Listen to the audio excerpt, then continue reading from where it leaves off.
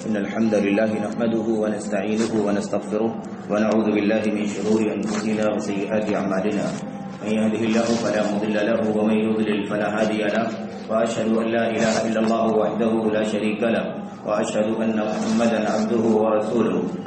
أما بعد فإن خير الحديث كتاب الله وخير الهدي هدي محمد صلى الله عليه وسلم وشر الأمور محدثاتها وكل محدثة بدعة وكل بدعة ضلالة وكل ضلالة في النار. أعوذ بالله من الشيطان الرجيم. بسم الله الرحمن الرحيم. إن الذين قالوا ربنا الله ثم استقاموا فلا خوف عليهم ولا هم يحزنون. وقال عز من قائل واعبد ربك حتى يأتيك اليقين. وقال النبي صلى الله عليه وسلم أحب الأعمال إلى الله أدومها وإن قل. وسئل عن عائشة رضي الله تعالى عنها كيف كان عمل النبي صلى الله عليه وسلم هل كان يخص شيئا من الأيام؟ قالت لا، كان عمله ديما، أو كما قالت عائشة رضي الله عنها. برادران اسلام، دینی اور دلی بھائیوں، نوجوان دوستوں، احباب اور بزرگوں، قابل احترام اور بہنوں، عزیز بچوں، اللہ تبارک و تعالیٰ کے فضل و کرم سے، اس کی توفیق سے ہم نے عبادت کا ایک بہت عظیم الشان موسم گزارا ہے، اور اس کے بعد اللہ تبارک و تعالیٰ کی حمد اور اس کے شکر کی عید کی نماز بھی پڑھی ہے، اور اس کو کم و بیش ایک عشرہ گزر چکا ہے. اللہ تبارک و تعالیٰ کی زندگی، اللہ تبارک و تعالیٰ کی دین میں ایک مومن کی زندگی کا جو نظام طے کیا گیا ہے وہ یہ ہے کہ مومن کی زندگی کسی خاص موسم سے، کسی خاص مہینے سے، کسی خاص دن اور وقت سے نہیں جڑی ہوئی ہے، بلکہ ایک مومن کی زندگی ہمیشہ ایمان کی زندگی ہونی چاہیے. ایک مومن کی زندگی ہمیشہ عمل صالح میں گزرنی چاہیے. اس کا ایک ایک پل، اس کی زندگی کی ایک ایک گھڑی اللہ تبارک و تعالیٰ کی عبادت کے کاموں میں، اس کی بندگی کے کاموں میں، کسی نہ کسی طرح اللہ تبارک و تعالیٰ کی رضا کے کاموں میں گزرنی چاہیے. کوئی ایسا عمل، کوئی ایسا کام جو نہ تو اس کی دین میں، نہ اس کے دین میں مفید ہو، نہ اس کی آخرت میں مفید ہو، نہ اس کی دنیا کے لیے کارآمد ہو، ایسا کوئی عمل ایک مومن کی زندگی میں نہیں ہونا چاہیے. یہ دراصل اللہ تبارک و تعالیٰ کے دین میں ایک مومن کی زندگی، ایک ایمان والے کی زندگی کا صحیح تصور، جسے قرآن کریم کی آیات میں اور اسی طرح نبی کریم صلی اللہ علیہ وسلم کی حدیث میں، امت کے سلف صحابہ کرام اور تابعین کی زندگیوں میں جگہ جگہ مختلف حیثیتوں سے، مختلف شواہد سے، مختلف حوالوں سے واضح کیا گیا ہے. میرے بھائیوں، میرے بزرگوں، ہم نے رمضان کا مہینہ روزوں میں گزارا، قیام میں گزارا. یہ شوال کا مہینہ ہے. آپ دیکھیں کہ اللہ تبارک و تعالیٰ نے اس میں بھی ایک مومن کو ان فرائض اور واجبات کی ادائیگی کے ساتھ ساتھ جو ہمیشہ زندگی میں واجب ہیں، اس کے ساتھ ساتھ اس مہینے میں بھی اللہ تبارک و تعالیٰ کی طرف سے 6 روزے سنت کے اور نفل طور پر مشروع کر دیے گئے. پتہ یہ چلتا ہے کہ انسانی زندگی میں، مومن کی زندگی میں کبھی ایسا موڑ نہیں آتا جب اسے پورے طور پر چھوٹ دے دی جائے یا اسے عبادت سے آزاد کر دیا جائے، کیونکہ عبادت ہی کے لیے پیدا ہوا ہے، عبادت ہی میں اس کی زندگی گزرنی چاہیے. کسی نہ کسی طرح عبادات ایک مومن کی زندگی میں باقی رکھی گئی ہیں، تاکہ کوئی وقت، کوئی لمحہ ایسا نہ آئے جس وقت ایک مومن کی زندگی میں یہ تصور دور ہو جائے اور وہ اللہ تبارک و تعالیٰ کی بندگی کے حوالے سے، اللہ عز و جل کے عبادت کے سلسلے میں اپنے آپ کو آزاد محسوس کرنے لگے، اور کسی طرح سے شیطان کا وسوسہ، اس کی خناسیت اور اس کی جو تضلیل ہے، اس کی جو گمراہ گری ہے، وہ اس پر حاوی ہو جائے. ایسا موقع نہیں دیا گیا. میرے بھائیوں، میرے بزرگوں، اللہ کے کلام کی آیات میں، نبی کریم صلی اللہ علیہ وسلم کی حدیث میں اس طرح کی بہت ساری باتیں، بہت ساری نصوص موجود ہیں، اور اگر ہم غور کریں تو انشاءاللہ تبارک و تعالیٰ اس بات کو سمجھنا بھی نہایت ہی آسان ہے. اور جہاں تک رہا یہ مسئلہ کہ ایک مسلمان، ایک مومن کوشش کرتا ہے کہ وہ صرف اور صرف کسی موسم کا پابند نہ رہے، کسی رمضان کا، کسی حج بیت اللہ کے سیزن کا، یا کسی اور نیکیوں کے موسم بہار کا پابند نہ ہو، بلکہ ہمیشہ اللہ تبارک و تعالیٰ کی عبادت میں، اس کی بندگی میں اس کی زندگی گزرے. لیکن وہ اس میں پریشان ہوتا ہے، الجھنوں کا شکار ہوتا ہے اور اس کی پابندی نہیں کر پاتا، موسموں سے جڑ کر کے وہ کچھ عبادتیں تو کر لیتا ہے، لیکن ہمیشہ اللہ تبارک و تعالیٰ کی عبادت میں، اس کی بندگی میں جو وقت گزرنا چاہیے، جس کے لیے وہ کوشش بھی کرتا ہے لیکن اس میں کامیابی حاصل نہیں کر پاتا، اس کے کیا اسباب ہو سکتے ہیں اور کیسے ایک مومن اپنی زندگی میں اللہ تبارک و تعالیٰ کی عبادت سے، بندگی سے جڑ سکتا ہے، اور کیسے ہمیشہ وہ اللہ تبارک و تعالیٰ کا عبادت گزار، اس کی بندگی کرنے والا، ہمیشہ ایمان خالص، توحید خالص اور عمل صالح میں زندگی گزار سکتا ہے، اس کے کیا اسباب ہیں، کیا محرکات ہیں اور کیا عوامل ہیں جس کے ذریعے سے اس میں کامیابی حاصل کر سکتا ہے۔ میرے بھائیوں، آج کے خطبہ جمعہ میں چند باتیں اس حوالے سے اپنے آپ کو عرض کرنا چاہتا ہوں، اپنے آپ سے کہنا چاہتا ہوں، اپنے آپ کو نصیحت کرنا چاہتا ہوں، اور اللہ عز و جل کی توفیق سے آپ حضرات تک، بھائیوں تک، بہنوں تک یہ باتیں پہنچانا چاہتا ہوں۔ اللہ سے دعا کریں کہ اللہ عز و جل ہمیں ہمیشہ کسی موسم کے بغیر، کسی سیزن کی تعین کے بغیر، کسی وقت اور گھڑی کے، کسی لمحے کی تحدید کے بغیر اللہ تبارک و تعالی ہمیشہ اپنی بندگی کی توفیق عطا فرمائے، ہمیں ہمیشہ اپنی بندگی پر قائم و دائم رہنے کی توفیق عطا فرمائے، ہماری زندگی ایمان سے، اخلاص سے، توحید خالص سے، سنت رسول صلی اللہ علیہ وسلم سے، اور توحید کے خلاف جو شرک اور اس کے اقسام ہیں، اس کی شکلیں ہیں، ان سے بیداری، اور ایسے ہی سنت کے خلاف جو بدعات اور خرافات کا ایک محاذ کھڑا کیا گیا ہے دنیا کے اندر، اس کی تمام تر برائیوں سے اللہ عز و جل ہمیں اپنی زندگی کو باقی رکھتے ہوئے، بچاتے ہوئے زندگی گزارنے کی توفیق عطا فرمائے، آمین رب العالمین۔ میرے بھائیوں، میرے بزرگوں، قرآن کریم کی ایک آیت میں نے آپ کے سامنے پڑھی ہے، دو آیتیں پڑھی ہیں۔ ایک آیت میں اللہ تبارک و تعالیٰ فرماتا ہے وَاعْبُدْ رَبَّكَ حَتَّىٰ يَأْتِيَكَ الْيَقِينُ، یہ اللہ کے نبی علیہ الصلوۃ والسلام کو حکم دیا جا رہا ہے، اس میں مخاطب براہ راست نبی کریم صلی اللہ علیہ وسلم ہے، اور بلا تخصیص جب کوئی بات اللہ کے نبی علیہ الصلوۃ والسلام سے اللہ تبارک و تعالیٰ کہے تو وہ آپ کے لیے خاص نہیں ہوتا، بلکہ آپ کی امت کے تمام افراد تک وہ چیز متعدی ہوتی اور وہ حکم سب کے لیے عام ہوتا ہے۔ اللہ تبارک و تعالیٰ فرماتا ہے وَاعْبُدْ رَبَّكَ حَتَّىٰ يَأْتِيَكَ الْيَقِينُ، آپ اپنے رب کی عبادت کیجئے یہاں تک کہ آپ کو موت آ جائے، آپ کو یقین آ جائے، یعنی وہ یقینی فیصلہ آپ کے پاس آ جائے موت کا، جس سے کسی کو بچنا نہیں ہے، جس سے کسی کو رستگاری نہیں ہے، جس سے کسی کو چھٹکارا اور کسی کو خلاصی نہیں، وہ یقینی فیصلہ موت آنے تک آپ اللہ تبارک و تعالیٰ کی عبادت کرتے رہیے۔ آپ سوچیں کہ نبی کریم صلی اللہ علیہ وسلم کو اس بات کی تعلیم دی جا رہی ہے کہ آخری دم تک، آپ کی موت تک، جب تک آپ کے جسم میں جان ہے، جب تک آپ زندہ ہیں، جب تک آپ کے جسم میں روح موجود ہے، اس وقت تک آپ کو اللہ تبارک و تعالیٰ کی عبادت کرنی، اللہ تبارک و تعالیٰ کی بندگی پر ہمیشہ آپ کو قائم رہنا ہے۔ یہ تعلیم محمد رسول اللہ صلی اللہ علیہ وسلم کو دی جا رہی ہے، آپ کو اس بات کا حکم دیا جا رہا ہے، اور صریح لفظوں میں عبادت کا حکم دیا جا رہا ہے، وَاعْبُدْ رَبَّكَ، اپنے رب کی عبادت کرتے رہیے یہاں تک کہ آپ کے پاس یقین آ جائے، یعنی آپ کے پاس کوئی یقینی چیز جس کو موت کہا جاتا ہے وہ آ جائے۔ یقین کا معنی موت ہے، یقین کا معنی ہم نے اس سے پہلے بھی بار بار آپ کے سامنے عرض کیا ہے کہ یقین کا معنی موت ہے، یقین کی تفسیر موت ہے، یقین کی تشریح موت ہے۔ قرآن کریم کی آیات کی اس آیت کریمہ کی تفسیر، کوئی بھی تفسیر اٹھا کر کے آپ دیکھیں جو کتاب و سنت اور سلف امت کے عقیدے اور منہج کی روشنی میں تفسیر لکھی گئی ہو، ساری تفسیروں میں یہی تفسیر ہے کہ یقین کے معنی موت کے ہیں۔ صوفیوں کی تفسیر یقین کو ایک مرحلہ بتایا گیا، ایک عبادت کرتے کرتے ایک مقام تک پہنچنے کو بتلا دیا گیا کہ ایک مقام تک پہنچ جاتا ہے جس کا نام یقین ہے، اور یقین کے مرحلے تک پہنچنے کے بعد انسان کے اوپر سے ساری عبادات اٹھا لی جاتی، عبادت سے اسے آزاد کر دیا جاتا ہے۔ یہ صوفیوں کی اصطلاح ہے، ایسی کوئی دلیل، کوئی ثبوت اس کا اللہ تبارک و تعالیٰ کی کتاب میں ہے، نہ اللہ کے نبی علیہ الصلوۃ والسلام کی سنت میں ہے، بلکہ خود قرآن کریم کہتا ہے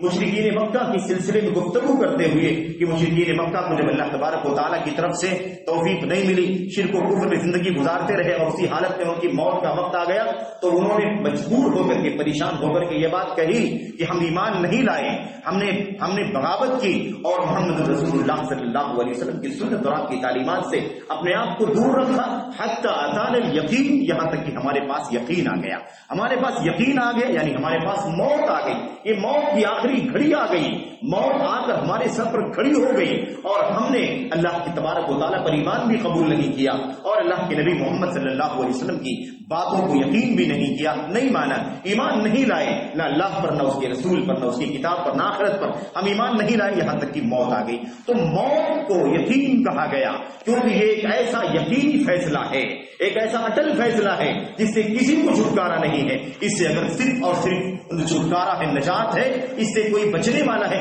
تو صرف اور صرف وہی اللہ تبارک و تعالیٰ کی ذات گرامی ہے جو حی ہے، لا یموت، جس کی موت نہیں آئے گی، جس کے پاس اونگ بھی نہیں آتی، نیند بھی نہیں آتی، اسے موت کہاں سے آ سکتی ہے؟ والجن والانس یموتون، اور سارے جنات اور سارے انسان سب کے سب مر جائیں گے، اللہ تبارک و تعالیٰ کی ذات باقی رہے گی۔ کل من علیہا فان ویبقى وجہ ربک ذو الجلال والاکرام، اللہ تبارک و تعالیٰ کے سوا سب کو موت آنی، سب کو فنا ہونا ہے۔ تو اللہ تبارک و تعالیٰ کے سوا سب کو موت آنی ہے، یہ موت یقینی ہے، یہ صوفیوں کی اصطلاح نہیں ہے، نہ کوئی عین الیقین کا مقام ہے، نہ کوئی علم الیقین کا درجہ ہے، نہ کوئی یقین کا مقام ہے، یہ ساری چیزیں دین کے اندر بدعات ہیں، خرافات ہیں، اور دین کو بدل لینا ہے۔ ایسی کوئی اصطلاح کتاب و سنت کے اندر نہیں بتلائی گئی ہے جس کی بنیاد پر کسی بھی شخص کو کتنی بھی عبادت گزار شخصیت چنا ہو اسے عبادت سے آزاد کر دیا جائے، ایسی کوئی تعلیم نہ اللہ کی کتاب میں ہے، نہ اللہ کے نبی محمد الرسول اللہ صلی اللہ علیہ وسلم کی سنت میں ہے، اور نہ ہی امت کے سلف کی زندگیوں میں ہے، ایسی کوئی تعلیم نہیں دی گئی ہے۔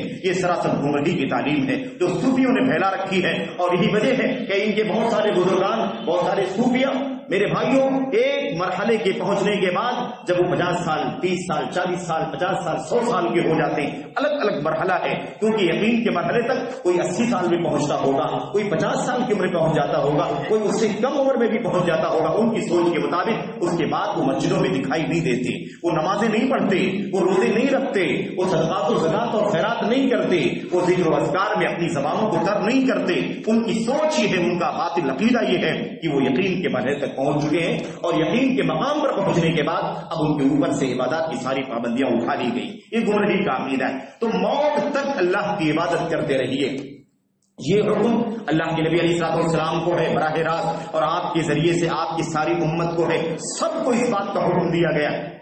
سب کے سب جب تک ان کے جسموں میں جان ہے آخری وقت تک اللہ تبارک و تعالیٰ کی عبادت کرتے رہیں۔ میرے بھائیوں اس آیت کریمہ کی تفسیر میں یا اس کی وضاحت میں حضرت حسن بصری رحمۃ اللہ علیہ جو مشہور تابعی ہیں، بہت بڑے بزرگ اور زاہد شخصیت کے مالک تھے، حضرت حسن بصری رحمۃ اللہ علیہ فرماتے ہیں ان اللہ سبحانہ و تعالی لم یجعل لعمل المؤمن اجرا دون الموت۔ اس کے بعد اللہ تبارک و تعالیٰ کے اسی اللہ کے کلام کسی آیت کریمہ کی تلاوت فرمائی، اللہ تبارک و تعالیٰ فرماتا ہے وَاعْبُدْ رَبَّكَ حَتَّىٰ يَأْتِيَكَ الْيَقِينُ۔ معنی کیا ہے؟ وہ کہتے ہیں اللہ تبارک و تعالیٰ نے مومن کے عمل کا، مومن کے نیکیوں کا، مومن کے عمل صالح کا، اس کی بندگی کا کوئی وقت متعین نہیں کیا ہے سوائے موت کے، کوئی وقت متعین نہیں ہے، کوئی تحدید نہیں ہے عمر کی، کوئی حد بندی نہیں ہے انسان کی زندگی کی، بلکہ اللہ تبارک و تعالیٰ نے مومن کے عمل، مومن کی نیکی، مومن کی بندگی، مومن کی اطاعت، مومن کی عبادت، ساری چیزوں کے لیے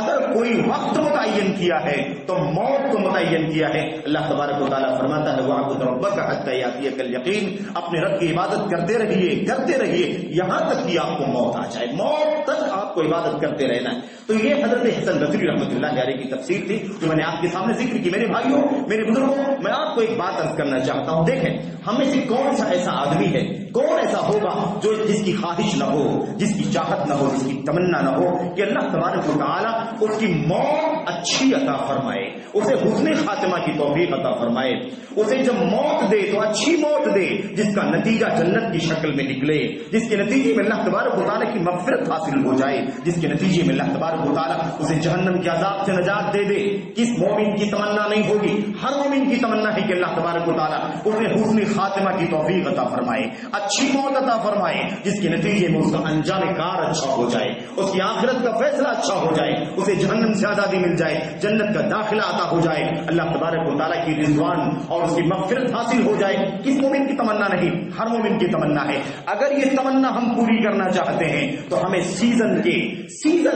کی عبادت سے آزاد ہونا پڑے گا، ہمیں موسم سے آزاد ہونا پڑے گا، ہمیں کسی مہینے کی تعین سے، کسی وقت کی تعین سے آزاد ہو کر کے ہمیشہ اللہ تبارک و تعالیٰ کی بندگی کرنا ہوگی۔ اگر ہم چاہتے ہیں کہ ہماری موت اچھی ہو، ہمارا خاتمہ اچھا ہو، خاتمہ بالخیر چاہتے ہیں، حسن خاتمہ کی تمنا ہے دلوں میں، تو اسے عملی شکل دینے کے لیے ذمہ داری ہماری یہ بنتی ہے کہ ہم اللہ تبارک و تعالیٰ کے لیے ہمیشہ عبادت کریں، ہمیشہ اللہ تبارک و تعالیٰ کی بندگی کریں، یہی اس کا راستہ ہے۔ میں آپ کو بتا دوں، اللہ کے نبی محمد رسول اللہ صلی اللہ علیہ وسلم سے روایت کرتے ہیں صحابی رسول حضرت علقمہ روایت کرتے ہیں، کہتے ہیں کہ نبی کریم صلی اللہ अलैहि वसल्लम, नहीं बल्कि दूसरे सहाबी का नाम है। अल्लाह के नबी अलैहिस्सलाम से रिवायत करते हुए फरमाते हैं, आप अलैहिस्सलाम ने फरमाया, इन्नल्लाह सुब्हानहू व तआला इज़ा अरादा बिअब्दिन खैरन इस्तअमलहु। अल्लाह तबारक व तआला जब किसी बंदे के साथ भलाई का इरादा करता है, जब अल्लाह तबारक व तआला अपने किसी बंदे के साथ भला करना चाहता है, किसी बंदे का अल्लाह भला करना चाहता है, तो उसे इस्तेमाल करता है, उसे अमल में लगा देता है। अल्लाह के नबी अलैहिस्सलाम की हदीस को सुन करके सहाबा ने पूछा, सहाबा ने सवाल किया, अल्लाह के नबी अलैहिस्सलाम वमादा यस्तअमिलुहु व फीमा यस्तअमिलुहु। अल्लाह के नबी अलैहिस्सलाम, अल्लाह तबारक व तआला अमल में लगा देता है, अल्लाह ताला इस्तेमाल करता है, काम में लगा देता है। इस्तेमाल करने का मतलब यही होता है, काम में लगाना। अल्लाह के नबी अलैहिस्सलाम से सहाबा ने पूछा, अल्लाह के नबी काम में लगाने का मतलब क्या है? क्या मतलब है? आखिर काम में लगाने का मतलब क्या है जिसकी बुनियाद पर अल्लाह तबारक व तआला किसी बंदे के साथ भलाई करना चाहता है? तो अल्लाह के नबी अलैहिस्सलाम ने फरमाया, युवफ़्फ़िक़ुहु लिल-अमल सालिह क़ब्ल अल-मौत सुम्मा यक़बिज़ुहु अलैहि। अल्लाह तबारक व तआला उस बंदे को मरने से पहले तक अमल सालिह की तौफीक अता फरमाता है और उसे अमल सालिह करते करते उसे दुनिया से उठा लेता है, उसे आखिरी दम तक अमल सालिह की तौफीक अता फरमाता है। और फिर अगर आखिरी दम तक नहीं, अगर बीच में कुछ अगर कमी बेशी भी होती है, कुछ कोताहियां भी होती है, तो अल्लाह तबारक व तआला उस बंदे के साथ भलाई का इरादा करना चाहता है, इसीलिए उसे आखिर में मरने से पहले फिर अल्लाह तबारक व तआला, क्योंकि उसकी कोशिश थी, वो अमल सालिह का पाबंद था, वो नेकी करना चाहता था, वो इबादत पर कायम रहना चाहता था, फराइज का इह्तिमाम करता था, सुनन का इह्तिमाम करता था, नवाफिल का इह्तिमाम करता था, और फिर बीच में अगर कोताही भी उससे हो जाती है, कुछ कमी भी रह जाती है, अल्लाह तबारक व तआला उसके साथ भलाई का इरादा करना चाहता है और मरने से पहले अल्लाह तबारक व तआला उसे नेक अमल की तौफीक अता फरमाता है और फिर उसी पर उसे मौत दे देता है ताकि उसका खात्मा बेहतर हो जाए। जिंदगी उसने जो गुजारी है वो नेकियों में गुजारी है, नेकी की तलब में गुजारी है, अमल सालेह की लालच में गुजारी है। उसने अपने आप को कभी आजाद नहीं किया, उसने कभी अपने आप को अल्लाह की बंदगी से आजाद नहीं किया, मुहर्रमात को पामाल नहीं किया। अल्लाह तबारक व तआला की दीन की जो पाबंदियां हैं, जो ममनुआत है, मुहर्रमात है, महजूरात है, उसे कभी अपने आप को आजाद नहीं किया, बल्कि पूरी जिंदगी उसने अल्लाह की इबादत और बंदगी में गुजारा और गुजारने की कोशिश करता रहा। लेकिन इंसानी फितरत की कमजोरी की बुनियाद पर कभी थोड़ी बहुत उससे कोताही भी हो गई तो अल्लाह तबारक व तआला ने उसे आखिरी वक्त में मरने से पहले उसे मौत से पहले अमल सालिह की तौफीक अता फरमा दी, उसे अमल सालिह में लगा दिया, उसे नेक अमल में इस्तेमाल कर लिया। नेक अमल कर बंदे, इसी हालत में तुझे दुनिया से जाना है, सुम्मा यक़बिज़ुहु अलैहि, फिर उसी पर उसकी मौत हो जाती। ये अल्लाह तबारक व तआला की तरफ से तौफीक है। अगर हम हुस्न खात्मा चाहते हैं और जैसा कि हमारा ईमान है कि असल जिंदगी आखिरत की जिंदगी है, असल कामयाबी आखिरत की कामयाबी, मेरे भाइयों, तो हमें चाहिए कि हम इसका अमली सबूत पे अल्लाह तबारक व तआला के साथ वफा करें, अल्लाह से वफा करें। अल्लाह से जो हमने मुआहिदा किया है बंदगी का, इबादत का, उसे अमली शक्ल में हम साबित करके दिखा दें। इंशाअल्लाह तबारक व तआला अल्लाह ताला हमें हुस्न खात्मा की तौफीक अता फरमाएगा, हमारी मौत अच्छी होगी और अल्लाह तबारक व तआला के फज़ल व करम से हम दुनिया के साथ साथ आखिरत की कामयाबी से भी हम किनार हो जाएंगे। ये जिम्मेदारी बनती है। इसी माने की एक रिवायत और है अल्लाह के नबी अलैहिस्सलाम की हदीस से के अल्फाज में अल्लाह के नबी अलैहिस्सलाम ने फरमाया, इन्नल्लाह सुब्हानहू व तआला इज़ा अरादा बिअब्दिन खैरन आसालहू। अल्लाह के नबी अलैहिस्सलाम ने फरमाया, जब अल्लाह ताला अपने बंदे के साथ भलाई का इरादा करना चाहता है, भला करना चाहता है किसी बंदे का, आसालहू, तो उसे असल करता है। असल के माने क्या है? सहाबा ने पूछा, अल्लाह के नबी वमा असलहू, अल्लाह तबारक व तआला जो असल फरमाता है उसका माना क्या है? असल ऐन सीन लाम, इसके माने शहद के होते हैं। ऐन सीन लाम असल के माने शहद के होते हैं। सहाबी ने पूछा, अल्लाह के नबी ये माना क्या है, इसका क्या मतलब है? अल्लाह तबारक व तआला बंदे के साथ भला करना चाहता है, भलाई चाहता है तो उसे असल फरमाता है। अल्लाह के नबी ने फरमाया, ये असल करने का माना ये है, यफ्तहुल्लाहु अलैहि बिल अमल सालिह सुम्मा यक़बिज़ुहु अलैहि। अचानक अल्लाह तबारक व तआला उसकी सारी मायूसी में, उसकी सारी कोताही में, सारी कमजोरी में अल्लाह तबारक व तआला उसे नेक अमल का दरवाजा खोल के दे देता है, क्योंकि तड़प उसकी तमन्ना जिंदगी भर नेकियों की रही है, उसकी कोशिश करता रहा है। अल्लाह तबारक व तआला आखिरी वक्त में मौत से पहले उसे नेकियों का, अमल सालिह का दरवाजा کھول دیتا ہے، اسے اس کی توفیق عطا فرماتا ہے، وہ نیک عمل میں لگ جاتا ہے اور نیک عمل کرتے کرتے اس کی موت آتی ہے، اللہ تبارک و تعالیٰ اسے نیک عمل کے ساتھ دنیا سے اٹھاتا ہے۔ اس طرح سے اللہ تبارک و تعالیٰ اپنے بندے کے ساتھ بھلائی کا ارادہ کرتا ہے۔ تو ہماری ذمہ داری بنتی ہے میرے بھائیوں کہ ہم بھی اگر حسن خاتمہ چاہتے ہیں تو نیک عمل کریں، ہم رمضان کے نہ بن جائیں، ہم شوال کے نہ بن جائیں، ہم کسی موسم کے ساتھ خاص نہ ہو جائیں۔ اللہ کے نبی محمد رسول اللہ صلی اللہ علیہ وسلم کے بارے میں حضرت ام المومنین عائشہ صدیقہ رضی اللہ تعالی عنہا سے حضرت علقمہ نے پوچھا، تابعی ہے یہ، انہوں نے پوچھا یا ام المومنین کیف کان عمل النبی صلی اللہ علیہ وسلم، اللہ کے نبی ام المومنین عائشہ صدیقہ رضی اللہ تعالی عنہا، نبی کریم صلی اللہ علیہ وسلم کا عمل کیسا ہوتا تھا؟ آپ عمل کرتے تھے، نیکیاں کرتے تھے، آپ ہمیشہ عمل صالح میں لگے رہتے تھے، آپ کے عمل صالح کا طریقہ کیا ہوتا تھا؟ کیا ہوتا تھا؟ آپ کیسے عمل کرتے تھے؟ حل کان یخص شیئا من الايام، کیا اللہ کے نبی علیہ الصلوۃ والسلام عمل صالح کے لیے کچھ دنوں کو خاص کر لیتے تھے، کسی موسم کو خاص کرتے تھے، کسی ہفتے کو خاص کرتے تھے، کسی خاص سیزن کو، کسی خاص موقع کو غنیمت سمجھتے تھے؟ کیا اللہ کے نبی علیہ الصلوۃ والسلام کا عمل صالح کرنے کا یہی طریقہ تھا؟ ام المؤمنین عائشہ صدیقہ رضی اللہ تعالی عنہا نے جواب دیا، جو سب سے زیادہ محمد رسول اللہ صلی اللہ علیہ وسلم کے بارے میں علم رکھنے والی تھی، آپ کو نبی کریم صلی اللہ علیہ وسلم کی فرائض کے علاوہ سنتوں کا، نوافل کا، دیگر مستحبات کا، فضائل کے کاموں کا سب سے زیادہ علم تھا۔ ام المؤمنین عائشہ صدیقہ رضی اللہ تعالی عنہا نے جواب دیا، لا، ایسا معاملہ نہیں تھا محمد رسول اللہ صلی اللہ علیہ وسلم کا کہ آپ رمضان آئے تو بڑی عبادت کریں، رمضان کے بعد آپ پیچھے ہٹ جائیں، آپ کے پاس حج عمرے کا سیزن آئے تو ہم بہت بڑی عبادت کریں، اس کے بعد آپ آزاد ہو جائیں، اس میں کمی کرنا شروع کر دیں۔ ایسا طریقہ محمد رسول اللہ صلی اللہ علیہ وسلم کا نہیں تھا، بلکہ کان عملہ دیما، صحیح بخاری مسلم اور دیگر کتابوں کے اندر، بلکہ آپ علیہ الصلوۃ والسلام کا عمل جو تھا، آپ جو عمل صالح کرتے تھے، جو آپ نیکیاں انجام دیا کرتے تھے، وہ دائمی ہوا کرتا تھا، وہ مسلسل ہوا کرتا تھا، وہ پیغام ہوا کرتا تھا۔ آپ علیہ الصلوۃ والسلام نیکیوں پر ہمیشگی برتا کرتے تھے، آپ کسی سیزن کے، کسی موسم کے، کسی ہفتے اور مہینے کے ساتھ خاص نہیں رہا کرتے تھے۔ میرے بھائی، رمضان بھی اللہ کا ہے، یہ شوال بھی اللہ تبارک و تعالیٰ کا ہے، یہ موسم، یہ دن، یہ رات، یہ ہفتے، یہ مہینے، یہ سال، یہ تو زندگی کا نظام ہے، یہ تبدیل ہوں گے، لیکن بندگی کا وعدہ جو ہم نے اللہ تبارک و تعالیٰ سے کیا ہے وہ وعدہ کبھی نہیں بدلے گا، نہ اللہ کی الوہیت ختم ہوگی، نہ ہماری بندگی کا وعدہ ختم ہوگا۔ ہمیں کسی وقت کی پابندی نہیں کرنی ہے، ہمیں ہمیشہ اللہ تبارک و تعالیٰ کی بندگی پر لگے رہنا، کیونکہ ہم نے اللہ سے وعدہ کیا، اسی لیے پیدا کیے گئے ہیں، اسی لیے وجود ہوا ہے، اسی لیے زندگی کا ساتھ دنیا اور زمین و آسمان کے بیچ کی ساری کائنات کا نظام اللہ تبارک و تعالیٰ نے برپا کیا۔ اس لیے یہ سب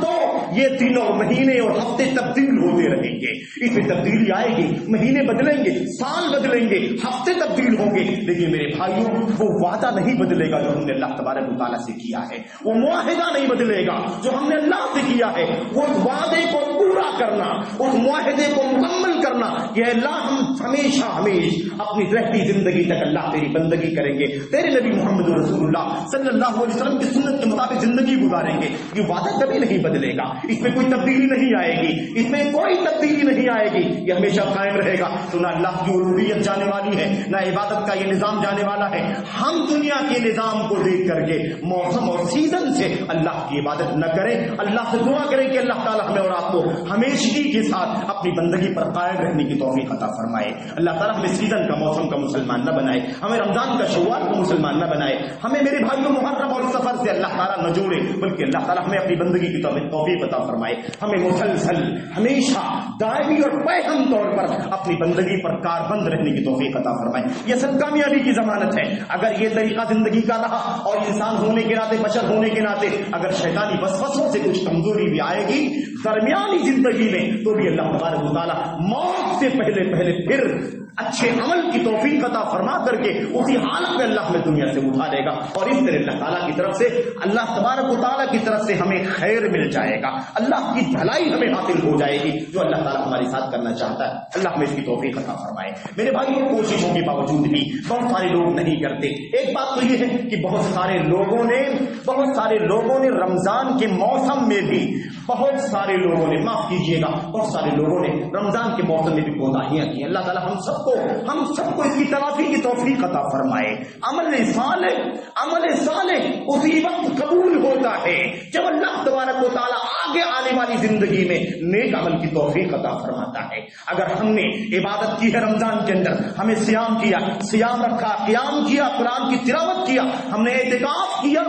اور یہ قبول بھی ہو گیا، اس کی سب سے بڑی پہچان یہ ہے کہ اللہ تبارک و تعالیٰ شوال میں بھی اسی نیکی پر چلنے کی توفیق عطا فرمائے گا، نیکیوں کے جذبے کے ساتھ زندگی جینے کی توفیق عطا فرمائے گا. تبدیلی نہیں آئے گی، شوال میں بھی عبادت گزار رہیں گے. میرے بھائیوں، ذی القعدہ میں بھی، ذی الحجہ، پورے سال کسی تعین کے بغیر ہم اللہ تبارک و تعالیٰ کی عبادت کرتے رہیں گے. میرے بھائی، انما یتقبل اللہ من المتقین، جو متقی ہوں گے، جن کی زندگی میں ہمیشہ تقویٰ رہے گا، انہی کی نیکیوں کو اللہ قبول فرمائے گا. نیکیاں ان کی قبول ہوتی ہیں جو تقویٰ شعار ہو کر کے رہتے ہیں، جو تقوی کی زندگی گزارتے ہیں، متقی بن کر کے جیتے ہیں. اللہ ان کی نیکیاں قبول فرماتا ہے. یہ رمضان کا تقویٰ اس کے بعد ختم ہو جائے تو اس کا مطلب یہ ہے کہ تقویٰ شعار نہیں رہے. یہ اس بات کی دلیل ہو سکتی ہے اور خطرہ اور اندیشہ ہے کہ ہماری نیکیاں اللہ تبارک و تعالیٰ نے رد کر دی ہوں، اسے ریجیکٹ کر دیا ہو، اسے اللہ تبارک و تعالیٰ نے بارگاہ میں اپنی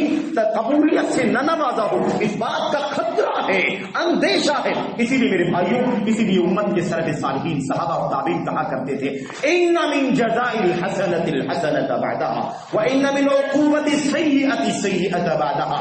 نیکی کا بدلہ یہ ہے، نیکی کی قبولیت کی پہچان یہ ہے کہ اللہ تعالیٰ پھر آگے بھی اسے نیکیوں کی توفیق عطا فرمائے، آگے بھی نیکی کی کرے، آگے بھی عمل صالح کرے، آگے بھی نیک بن کر کی زندگی گزارے. یہ نیکی کی قبولیت کی پہچان ہے. نیکی کا سب سے بڑا بدلہ یہ ہے، عمل صالح کا سب سے بڑا بدلہ یہ ہے کہ اللہ تعالیٰ بندے کو آگے بھی نیک بنا کر کے رکھے، اسے نیکیوں کی توفیق عطا فرمائے. ومن جزاء ومن عقوبۃ السیئۃ السیئۃ بعدها. اور برائی، بدعملی، بد کرداری کی سزا یہ ہے کہ اللہ تعالیٰ اسے آگے بھی نیک بننے کی توفیق عطا فرمائے، اسی گناہوں میں رکھے. اس کی سزا یہی ہے کہ اسے مسلسل گناہوں میں رکھے، اسے بدعمل بنا رکھے، اسے بد کردار رکھے، اسے نماز سے دور، اسے صدقات و خیرات سے دور، اسے فرائض اور واجبات سے دور رکھے. یہ گناہوں کی سب سے بڑی سزا ہے. میرے بھائیوں، اللہ سے دعا کریں کہ اللہ تبارک و تعالیٰ ہمیں اس نقطے پر غور کرنے کی توفیق عطا فرمائے. امت کے طرف اللہ کے نبی علیہ الصلوۃ والسلام اور آپ کے صحابہ تابعین کہا کرتے تھے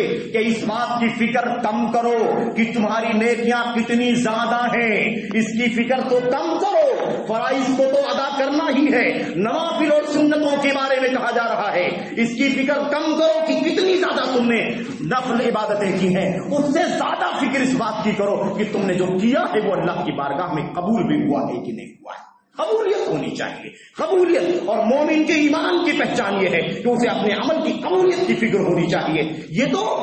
نفاق ہے ایک طرح کا میرے بھائیوں. یہ نفاق ہے ہمارے اور آپ کی زندگی کے اندر کہ ہم یوں ہی عمل کر جائیں اور پھر اس کی فکر نہ کریں کہ اللہ تبارک و تعالیٰ نے اسے قبول فرمایا کہ نہیں فرمایا. ہم نے پانی چلا دیا، کس کے کھیت میں گیا، اس کا نتیجہ نکلا کہ نہیں نکلا، وہ برابر ہوا کہ نہیں ہوا، اس کا پھل ملے گا کہ نہیں ملے گا، اس کا انجام اچھا ہوگا کہ نہیں ہوگا، اس کی پرواہ نہ ہو. میرے بھائی، اس سے زیادہ محروم، اس سے زیادہ بدقسمت اور کون ہو سکتا ہے کہ نیکیاں بھی کرے، مشقت بھی اٹھائے اور پھر اسے فکر نہ ہو کہ اس کا انجام اسے نیک ملے گا کہ نہیں ملے گا. اللہ تعالیٰ کو اس کی توفیق عطا فرمائے. آمین رب العالمین. بہرحال میرے بھائیوں، میں عرض کرنا چاہتا تھا کہ نیکیوں کے سلسلے میں، نیکیوں میں کوتاہی، نیکیاں انسان کرنا چاہتا ہے لیکن پھر بھی کوتاہی کرتا ہے اور اس کی نیکیوں کا سلسلہ مسلسل نہیں چلتا. رمضان تک کسی طرح چلتا رہا، شوال میں اس کی حالت بدل گئے اور اس کے بعد کی زندگی ذی القعدہ میں، ذی الحجہ میں، آگے کے مہینوں میں اور بد ہوتی چلی گئی، بد سے بدتر ہوتی چلی گئی اس کی حالت. یہ صورتحال ہو جاتی ہے. اس کو دور کرنے کا طریقہ کیا ہے، کیا طریقہ ہے؟ بہت سارے لوگ کہتے ہیں یار رمضان تو بڑے اچھے سے گزر گیا کوشش کر کے، لیکن رمضان کے بعد کچھ سمجھ میں نہیں آتا، کسی بھی طریقے سے پابندی نہیں ہو پا رہی، فجر کی نماز تو پہلے دن سے نہیں پڑھا ہم نے.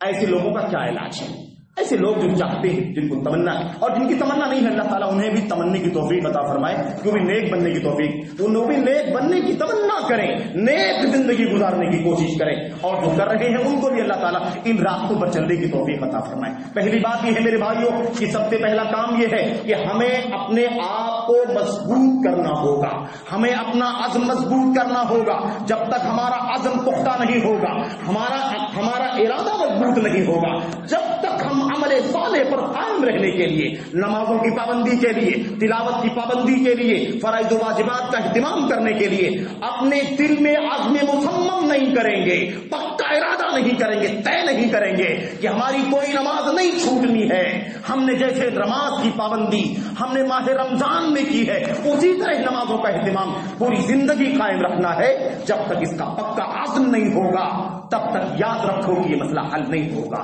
اور اس میں کامیابی حاصل نہیں ہو سکتی۔ اور آپ یہ نہ سمجھے کہ کوئی آج ہم گئے گزرے یا بعد کے دور کے لوگوں کے بارے میں یہ فارمولہ ہے، نہیں میرے بھائیوں، انسانی طبیعت یکساں ہے، انسانی فکر یکساں ہے، بشری طبیعت ایک جیسی بنائی گئی ہے۔ اللہ کے نبی محمد رسول اللہ صلی اللہ علیہ وسلم بھی دعا کیا کرتے تھے، آپ فرماتے تھے اللہم انی اسألک الثبات فی الامر والعزیمۃ علی الرشد، اے اللہ تبارک و تعالی میں معاملات کے اندر، نیکیوں کے اندر ثابت قدمی کی دعا کرتا ہوں کہ اللہ مجھے نیکی کی توفیق عطا فرما اور مسلسل نیکی کی توفیق عطا فرما، ثابت قدمی کے ساتھ نیکی کرنے کی توفیق عطا فرما۔ میں اللہ تجھ سے اس بات کا سوال کرتا ہوں والعزیمۃ علی الرشد، اور نیکی پر پکا عزم کرنے کی دعا کرتا ہوں، اے اللہ نیکی پر قائم رکھنا، نیکی سے دور نہ کرنا، نیکی پر پکے عزم کے ساتھ قائم رکھنے کی توفیق مانگتا ہوں۔ یہ دعا محمد رسول اللہ صلی اللہ علیہ وسلم کیا کرتے تھے۔ تو جب تک عزم نہیں ہوگا، پکا ارادہ نہیں ہوگا، اور میں ایک مثال اکثر دیتا ہوں میرے بھائیوں، رات سخت سرد کیوں نہ ہو، بارش موسلا دھار کیوں نہ چل رہی ہو، لیکن اگر ہمیں رات کو 2 بجے 3 بجے 4 بجے اگر کوئی فلائٹ پکڑنی ہو، ایئرپورٹ پہنچنا ہو، ہمیں اٹھنا ہو، ہمیں ٹرین پکڑنی ہو، مجھے بتاؤ ہم اٹھتے ہیں کہ نہیں اٹھتے ہیں؟ ہم کیسے اٹھ جاتے ہیں؟ ہم اس کے لیے کوششیں کرتے ہیں، پکا عزم کرتے ہیں، اس کے اسباب کا انتظام کرتے ہیں، اور پھر آخر اپنے موقع پر ایئرپورٹ پہنچ کر کے اپنے سفر کو انجام دیتے ہیں۔ عزم ہوتا ہے تو مسائل آسان ہوتے ہیں، اس لیے عزم کی دعا کرتے تھے محمد رسول اللہ صلی اللہ علیہ وسلم۔ تو معاملات میں، عبادت میں، نیکی میں ثابت قدمی ہونی چاہیے اور نیکی پر پکا عزم ہونا چاہیے، انشاءاللہ تبارک و تعالیٰ آپ کی نمازیں قضا نہیں ہوگی۔ اللہ سے توفیق مانگو اور مستقل عبادت کی زندگی گزارو۔ دنیا کے حالات بدل رہے ہیں، اللہ کے عذاب کا انتظار ہو رہا، ایسے حالات میں میرے بھائیوں اگر ہم نے اپنے آپ کی اصلاح نہیں کر لی تو یہی ساری امت کا خلاصہ ہے، یہی طبقہ، یہی کتاب و سنت کے ماننے والوں کا اگر یہی کوتاہی کرنے شروع کر دے گا، یہی اللہ تبارک و تعالیٰ سے بیزاری کا اور عملی طور پر بیگانگی کا اگر رویہ برتنے لگے گا تو اللہ تبارک و تعالیٰ کے عذاب میں دیر نہیں ہے۔ میرے بھائیوں اللہ سے توفیق مانگو، اللہ آپ کو عزم کی توفیق عطا فرمائے، آپ کو ثابت قدمی کی توفیق عطا فرمائے، اور طے کر کے دیکھو انشاءاللہ تبارک و تعالیٰ آپ کی نمازیں قضا نہیں ہوں گی، آپ دین کی پابندی کر سکیں گے، لیکن اگر آزاد ہو جائیں گے، یہاں سے فکر ختم ہو جائے گی، عزم و ہمت نکل جائے گی، تو پھر آپ کی ایک نہیں زندگی کی ساری نمازیں بھی تباہ ہو سکتی ہیں۔ اسی لیے آپ نے دیکھا ہوگا کتنے ایسے بے توفیق ہیں، اللہ انہیں نیک توفیق عطا فرمائے، سال ہا سال گزر جاتا ہے، کبھی انہیں اللہ تعالی مسجد میں آ کر کے سجدے کی توفیق نہیں عطا فرماتا۔ اس لیے اللہ تبارک و تعالیٰ سے بے توفیقی سے بچنے کی توفیق، بے توفیقی سے بچنے کی توفیق مانگو کہ اللہ ہمیں بے توفیق نہ بنائے، ہمیں با توفیق بنائے، عزم و ہمت کی توفیق عطا فرمائے، عمل صالح اور ثابت قدمی کی توفیق عطا فرمائے۔ یہ سب سے بڑا ذریعہ، اور اسی حدیث کی تشریح میں امام ابن القیم رحمۃ اللہ علیہ لکھتے ہیں، کہتے ہیں یہ دونوں فارمولے، یہ دونوں اصول جو محمد رسول اللہ صلی اللہ علیہ وسلم نے اپنی حدیث میں بتلائے ہیں، یہی کامیابی کی ضمانت ہے، یہی کامیابی کا عنوان ہے۔ اگر مومن اپنی زندگی میں یہ 2 چیزیں ایک ساتھ میں اکٹھا کر لے تو اس کی زندگی کامیابی سے گزر جائے گی، یہ ضمانت ہے محمد رسول اللہ صلی اللہ علیہ وسلم کی طرف سے۔ تو اللہ سے توفیق مانگو۔ ایسے ہی اگر ہم چاہتے ہیں کہ پوری زندگی نیکیوں میں گزرے، رمضانی شوالی مسلمان نہ بنے، تو اللہ تبارک و تعالیٰ کی اس توفیق کو بھی اللہ سے طلب کرو۔ کیا؟ موت کی فکر کرو، موت کو یاد کرو، دنیا کی لالچ میں، دنیا کی تمناؤں میں، دنیا کی بھاوناؤں میں اور اس کی لالچ میں ہمارے دن گزرتے ہیں، ہماری راتیں گزرتی ہیں، ہمارے ہفتے مہینے گزرتے ہیں، اور ہم بیگانہ ہو کر کے دنیا کے پیچھے بھاگتے رہتے ہیں۔ موت کو یاد کرو، موت کو یاد کرو گے تو دنیا کی تمنائیں کم پڑیں گی، کم ہو جائیں گی، اس پر دباؤ پڑے گا، اور آخرت کی فکر ہوگی کہ مرنے کے بعد اللہ تبارک و تعالیٰ دنیا ہم نے کتنا کمایا اس کا نہیں حساب پوچھے گا تم نے عبادت کتنی کی ہے, بندگی کتنی کی ہے. ہم نے تمہیں 70 سال 80 سال کی طویل زندگی دی تھی, تم نے اللہ کی بندگی کتنی کی ہے, فرائض کا اہتمام کتنا کیا, سنتوں کا نوافل کا اہتمام کتنا کیا. اللہ تعالیٰ اس کے بارے میں سوال کرے گا, پوچھے گا. تو موت کو ہم نہیں یاد کرتے, ہم دنیا میں ایسے مستغرق ہو جاتے, ایسے ڈوب جاتے ہیں کہ موت کی فکر بھی نہیں ہوتی, موت کی یاد بھی نہیں آتی. میرے بھائیوں, کیا ایسا نہیں ہے کہ ہمارا کوئی بھائی موت کے گھاٹ اترتا ہے, کسی کی موت ہوتی, وفات ہوتی ہے اور ہم اسے دفنانے کے لیے جاتے ہیں. میرے بھائیوں, ان کی تدفین میں, انہیں مٹی دینے میں, ان کے لیے ثابت قدمی کی دعا کرنے میں بھی ہمیں اکتاہٹ ہوتی ہے. جلدی سے یہاں سے فارغ ہونا چاہیے تاکہ اپنے کام کاج میں, دنیا داری میں لگ جائے. ہے کہ نہیں ہماری زندگیوں کے اندر؟ موت کو یاد کرو. اکثروا من ذکر حاتم اللذات الموت, اللہ کے نبی نے فرمایا صلی اللہ علیہ وسلم نے, اور موت کو کثرت سے یاد کرو جو دنیا کی لذتوں کو کاٹ دینے والی ہے. یعنی موت کو یاد کرو. انشاءاللہ تبارک و تعالی ہماری اور آپ کی نمازیں, ہمارے اور آپ کے روزے, ہماری عبادتیں, ہماری نیکیاں انشاءاللہ تبارک و تعالی پابندی کے ساتھ انجام پائیں گی. اللہ تعالیٰ اس کی توفیق عطا فرمائے گا. ایسے ہی میرے بھائیوں ایک بات اور عرض کر دینا چاہتا ہوں. دیکھو, ہم جس سماج میں رہتے ہیں, جس ماحول میں رہتے ہیں, اس میں نیک بھی ہیں, بد بھی ہیں, اچھے بھی ہیں, برے بھی ہیں, نمازی بھی, بے نمازی بھی, جھوٹے بھی ہیں, فاسق و فاجر بھی ہیں, بد عمل بھی, بدعقیدہ, ہر طرح کے لوگ موجود ہیں. ہمیں چاہیے کہ ہم اپنا جھرمٹ, اپنا ساتھ, اپنا دوستانہ ان لوگوں کے ساتھ بنائیں جنہیں اللہ نے نیک رہنے کی توفیق عطا فرمائی. نیکوں کو ساتھی بناؤ. بے نمازیوں کے ساتھ رہو گے تو نمازیوں تم بھی بے نمازی ہو جاؤ گے. اگر نمازی بننا چاہتے ہو تو نمازیوں کا ساتھ رکھو, ساتھ میں اٹھو بیٹھو, ان کو دوست بناؤ, ان کی مجلسوں میں رہو, ان کے ساتھ اٹھو بیٹھو. انشاءاللہ تبارک و تعالیٰ تمہیں نیکیوں کی توفیق ملے گی. اور بہت ساری باتیں. الصاحب الصاحب, امت کے علماء نے مثل کہی ہے, جو دوست ہوتا ہے وہ ساتھی ہوتا ہے, وہ گھسیٹتا ہے اپنے ساتھی کو. اگر نیک ہوتا ہے تو نیکی کی طرف گھسیٹتا ہے, اور برا ہوتا ہے, بد ہوتا ہے تو برائی کی طرف گھسیٹتا ہے. اس لیے نیکوں کو ساتھی بناؤ. انشاءاللہ تبارک و تعالیٰ آپ کو نیکیوں کی توفیق ملے گی. آخری بات اور عرض کرتا ہوں, باتیں تو بہت ساری. آخری بات یہ ہے, اگر ہم نیک بننا چاہتے ہیں اور زندگی نیکیوں میں گزارنا چاہتے ہیں, ہمیشہ نیکی, عمل صالح اور طاعتوں کے ساتھ زندگی جینا چاہتے ہیں, تو ہماری ذمہ داری بنتی ہے کہ ہم اپنے اسلاف, صحابہ کرام, تابعین اور تبع تابعین اور بعد میں امت کے ائمہ اور علماء کی سیرت کا, ان کی زندگی کا مطالعہ کریں. انہوں نے کیسے نیکیوں میں زندگی گزاری, کیسے فرائض کی پابندی کیا, کیسے واجبات کا اہتمام کیا, کیسے ان کے یہاں رمضان غیر رمضان میں کوئی فرق نہیں تھا, ہمیشہ وہ اللہ کی بندگی کیا کرتے تھے. اور وَاعْبُدْ رَبَّكَ حَتَّىٰ يَأْتِيَكَ الْيَقِينُ کا عملی نمونہ پیش کر کے امت کے سامنے دکھایا. میرے بھائیوں, اپنے اسلاف کی سیرت پڑھو, تاریخ پڑھو, پتہ چلے گا کہ انہوں نے اپنے آپ کو نیک کیسے بنا کر کے رکھا. احب الصالحین ولست منهم لعل اللہ یرزقنی صلاحا.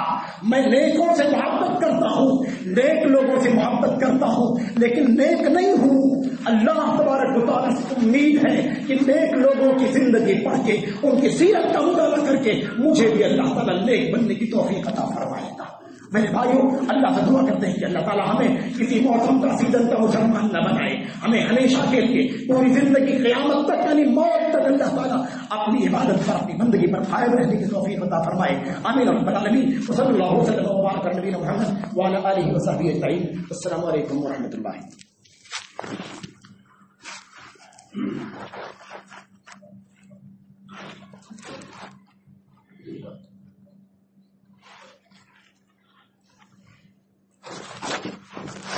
الحمد لله نحمده ونستعينه ونستغفره. اللهم صل على محمد وعلى ال محمد كما صليت على ابراهيم وعلى ال ابراهيم انك حميد مجيد. اللهم بارك على محمد وعلى ال محمد كما باركت على ابراهيم